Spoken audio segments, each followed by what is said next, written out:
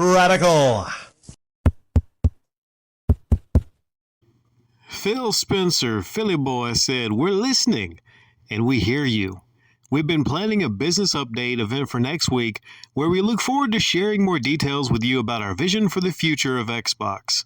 Stay tuned." Yeah, I think a lot of people will want to stay tuned for that one, to actually hear what the fuck is going on over at Xbox. So a couple weeks ago, there were a lot of layoffs. Specifically, I believe in the physical game division, because it's no secret, Xbox really doesn't prioritize physical games. They're all about the Game Pass, all about that Game Pass, and it's not entirely a bad thing. I mean, Game Pass is a great value. Back years ago, when we heard about Game Pass, it seemed too good to be true. Several years later now, it seems like, oh, okay, that might be the direction they were heading in, to just be a service. For your Xbox to just be a service, you turn on and you log into a little menu. You don't put games in anymore. You log into a menu, then you play your games that you don't own, and you know how I feel about all that horse shit. But that seems to be the future. But that's not really the biggest concern here. I mean, that was a big concern. It still kind of stings to people that are physical collectors like myself, people that get the Xboxes with the fucking disc drive, not the abomination of an Xbox without a disc drive. Some of you like the S, yeah, whatever. As a person that was excited and picked up his Xbox Series X for $350, I thought, man, I'm getting a great deal.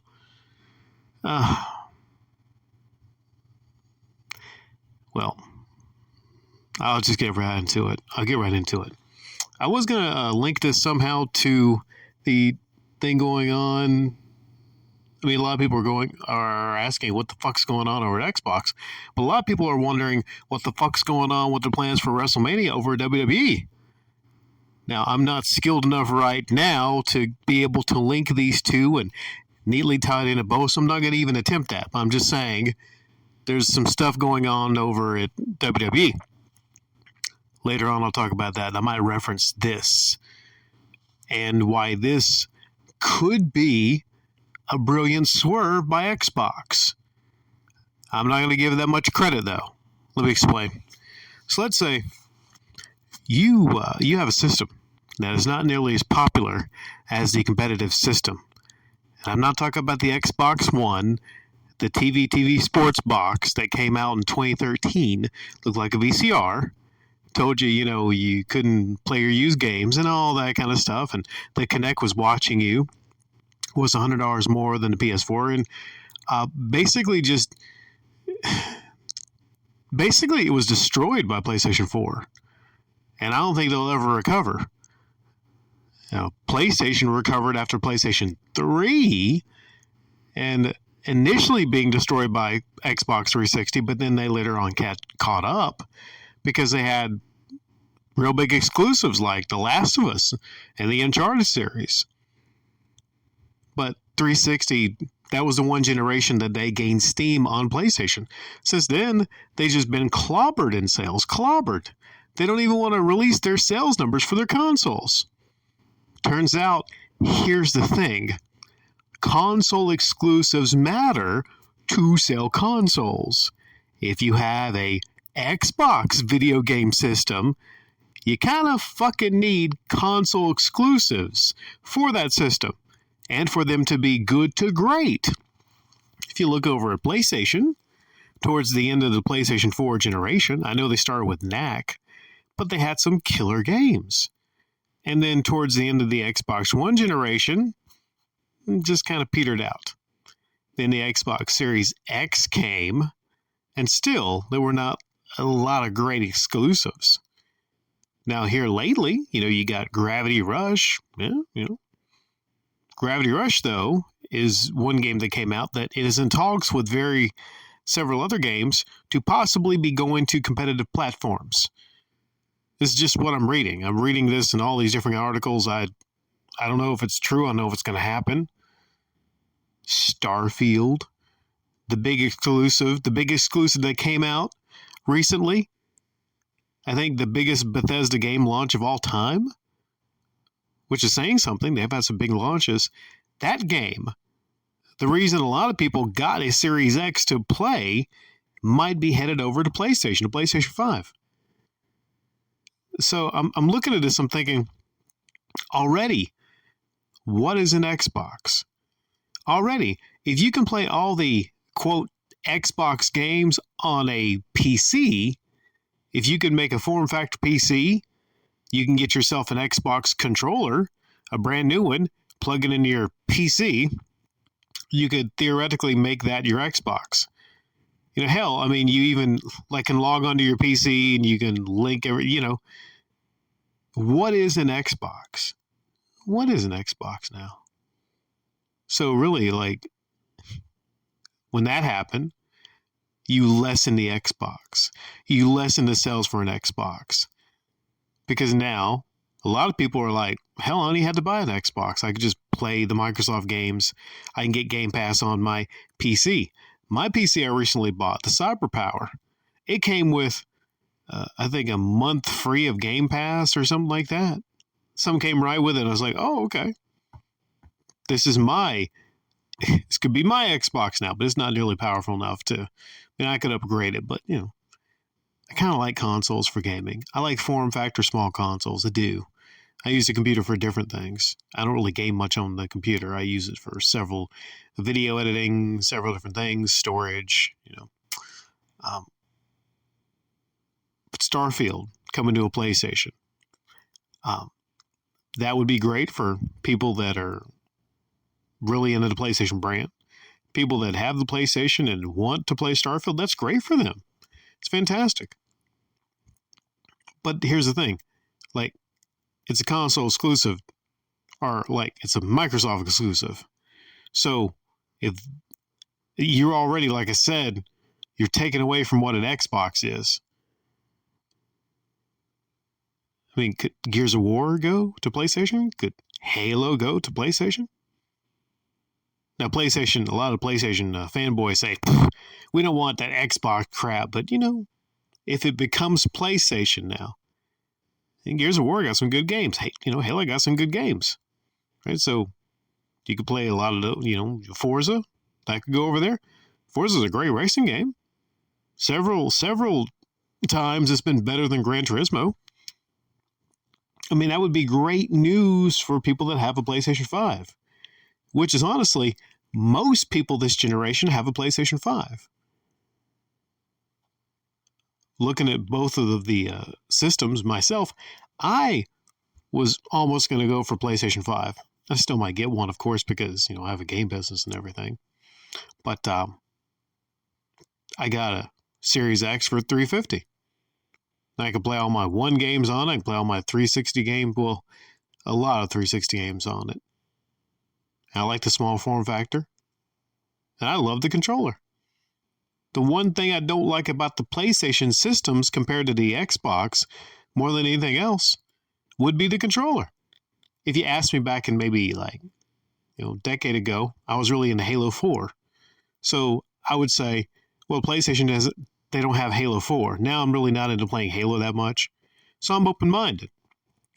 I mean, GTA, that's my favorite game series, so GTA is going to come to the PlayStation 5. I'm still going to keep my Series X because, why not? It's only $350.